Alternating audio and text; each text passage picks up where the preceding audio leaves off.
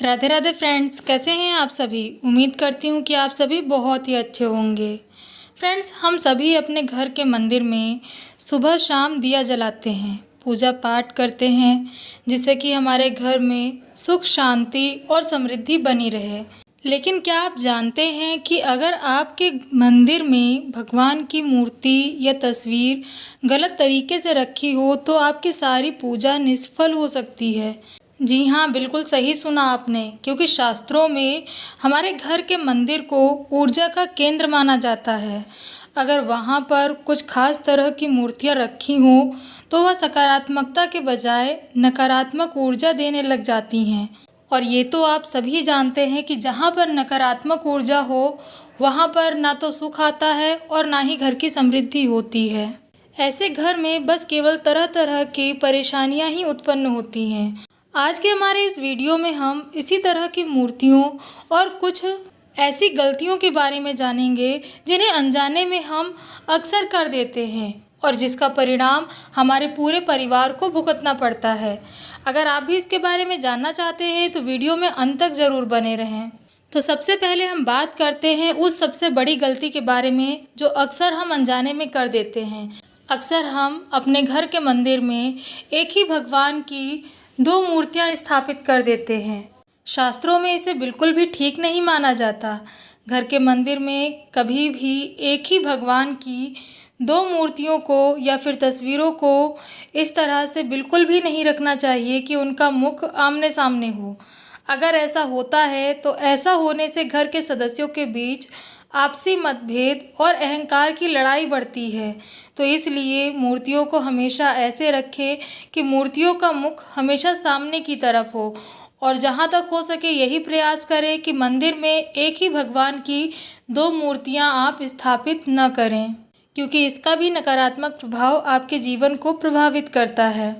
इसके अलावा दूसरी बात जिस पर हमें सबसे ज़्यादा ध्यान देना है वो है कि मंदिर में हमें कभी भी भगवान के बहुत ही ज़्यादा क्रोधित या फिर रौद्र रूप वाली मूर्ति को स्थापित नहीं करना चाहिए। घर के मंदिर में किसी भी ऐसी मूर्ति की स्थापना नहीं करनी चाहिए जिसमें भगवान का रौद्र रूप दिख रहा हो। शास्त्रों में इसे बिल्कुल भी ठीक नहीं माना जाता। इसके अलावा अगर कोई मूर्ति हल्की सी भी टूट गई है या चिटक गई है तो ऐसी मूर्तियों को खंडित मूर्ति माना जाता है और खंडित हो गई मूर्तियों को भी कभी भी हमें मंदिर में स्थापित नहीं करना चाहिए। अगर आपके मंदिर में कोई भी ऐसी मूर्ति है जो खंडित हो गई है तो उसे वहाँ से तुरंत ही हटा दें। खंडित मूर्तियों को हमें हमेशा जल में प्रवाहित कर देना चाहिए। अगर आप ऐसा करने में असक्षम हैं तो आप अपने घर के पास के किसी भी मंदिर के पंडित जी से बात करके उस खंडित मूर्ति को मंदिर में भी रख सकते हैं। शास्त्रों में ऐसा कहा जाता है कि खंडित मूर्ति की कभी भी स्थापना नहीं करी जाती।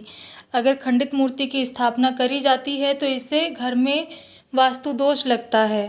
तो इसलिए अगर आपके मंदिर में कोई भी खंडित मूर्ति है तो उसे आज ही वहाँ से हटा दें।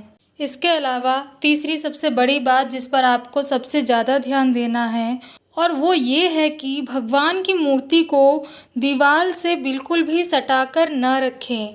उनके पीछे थोड़ी सी जगह ज़रूर छोड़ें, क्योंकि भगवान की पीठ देखना शुभ नहीं माना जाता।